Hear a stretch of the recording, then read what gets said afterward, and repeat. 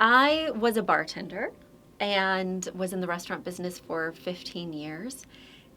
And I knew I wanted to leave the restaurant business, but I didn't actually even know I wanted to be an interior designer. I never went to school for interior design.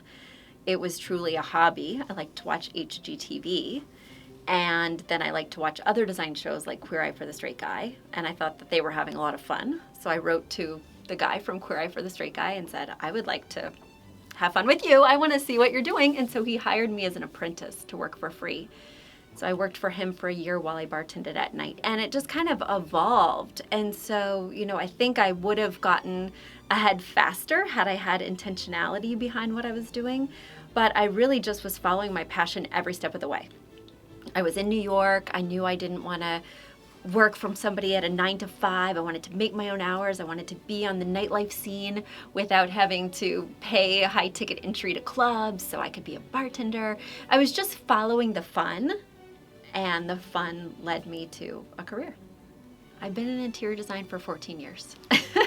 So I started my business and was learning about design at the same time. It started as a hobby business, and I was a solopreneur for the first 7 years. And then I started to take it seriously when I just got so many clients that I couldn't keep up.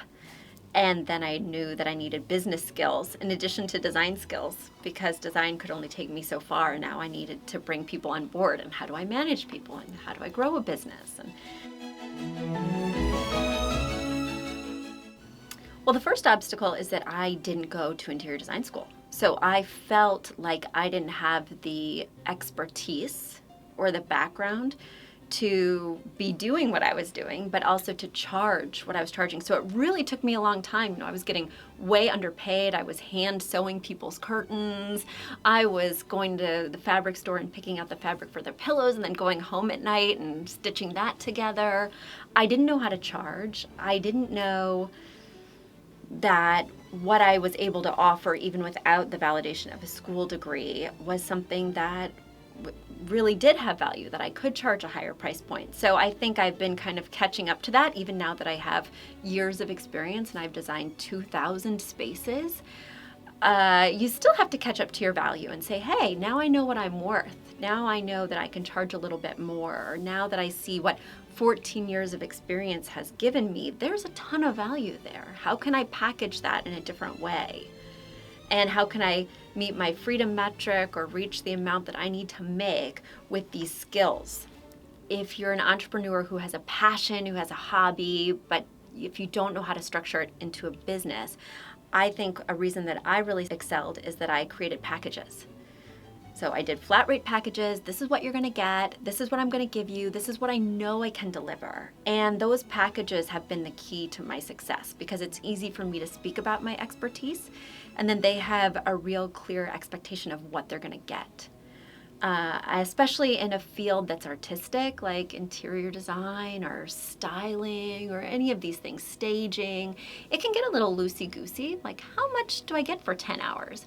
And I think when you're starting out or when you're learning how to value your own services, creating these packages not only puts a limitation on what you're going to do, because mama don't sew curtains no more, right? So I now have boundaries that allow me to manage my time, but then my clients really feel excited by that expectation. I know exactly what I paid for, and I'm really excited that she maybe even over-delivered on what she said I was going to get. Strategic coach came at the right time because I was kind of cobbling together business expertise from books and podcasts and friends and mastermind groups, but I didn't have it in a clear framework. I didn't have something I could follow. I was making it up as I go along because I don't have an MBA. I have a passion for my field of expertise, but it's not business.